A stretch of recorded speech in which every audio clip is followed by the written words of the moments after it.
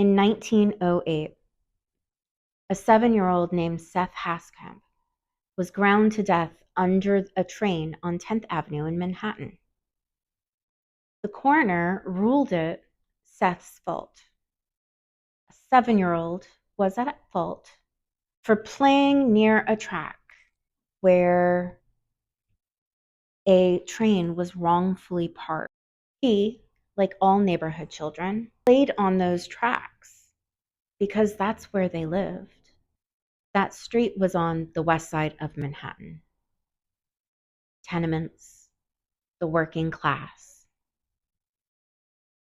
The east side had already had their trains underground because that's where the brownstones and the mansions were. And the residents there could afford political access to get it done. The west side didn't have that access. So the train kept running.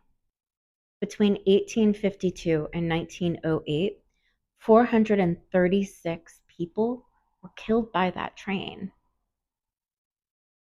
The neighborhood called it the Butcher. Seth's death sparked a protest march. 500 school children and adults marched down Death Avenue to demand that the trains be moved underground. The city didn't come to an arrangement with the railroads for another 21 years. But when they finally lifted those tracks above street level, they called it the High Line. You may have walked it. It is beautiful. But those who walk it do not think about the 436 people whose lives were lost so that it could exist. Zoom forward to 2026. Box Elder County, Utah. A hyperscale AI data center funded by Kevin O'Leary of Shark Tank fame. A hyperscale AI data center funded by Kevin O'Leary of Shark Tank fame got approved over the protests of 4,000 residents.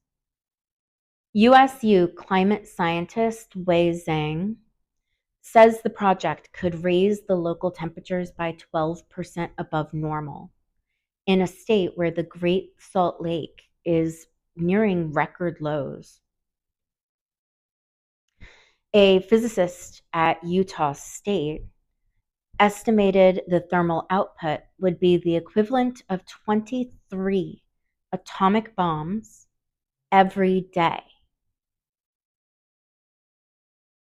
O'Leary publicly claimed that the data center would run off of wind and solar power. Yet, the center houses its own natural gas plant that requires 9 gigawatts to operate, more than double what the entire state of Utah currently consumes. O'Leary's response to protesters was to claim without evidence that 90% of them had been bussed in from other states. 2 weeks before Box Elder County residents even found out about the project, the Utah Military Development Authority quietly approved a 0.5% tax rate when they were only authorized to offer 6%. Their rationale was to lure the data center in. That detail appeared on the 7th paragraph. The Shark Tank framing appeared in the headline. This is not a coincidence. It's not bad journalism.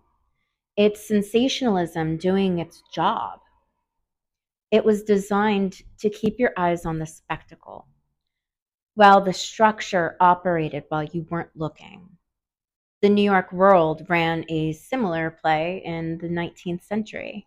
The New York World coined the phrase Death Avenue and turned Seth Hascamp's death into a melodrama.